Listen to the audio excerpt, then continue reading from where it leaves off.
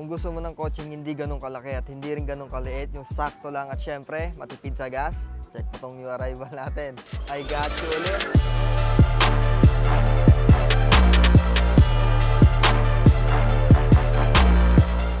Good morning guys. Meron na naman tayong new arrival. 2021 Hyundai Kona GLS automatic transmission. Exterior wise, fresh original paint at 17 inches wheels, makakapalang tires. At sa harap, LED day, running light, projector headlights, fog lamps, mesh grille at 8 ang ending. At sa engine, it's a 2.0 liter 4-cylinder automatic transmission engine at dual overhead cam na rin to. Ibig sabihin, may konting power. Pero matipid sa gas at napakaganda ng kondisyon ng makina. Magdala na Scarna at mekaniko para ma-assure mo. At dito sa loob, super intact na headliner, fresh fabric seats at napakagandang dashboard, infotainment system, climate control, USB ports, automatic transmission, 2 cup holders, center console at napaka-fresh na steering wheel. May mga controls na rin dito, may cruise control, analog display with 14,000 kilometers on the clock only, vanity mirror sa passenger at driver side, may shade holder na rin to at may dashcam na rin to. At sa second row, nothing special pero okay ang leg, shoulder and headroom, 6 patang height ko at meron siyang armrest sa may 2 built-in cup holders. At sa pinakalikod, may rear camera, LED taillight at sa trunk,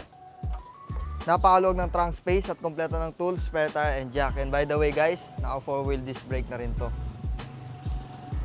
So this is the 2021 Hyundai Kona GLS automatic transmission. So kung gusto nyo to guys, for only 595,000 pesos lang, mauuwi mo na to. Open to for cash, trade-in and financing. So tawag ka na, best buy mo na to.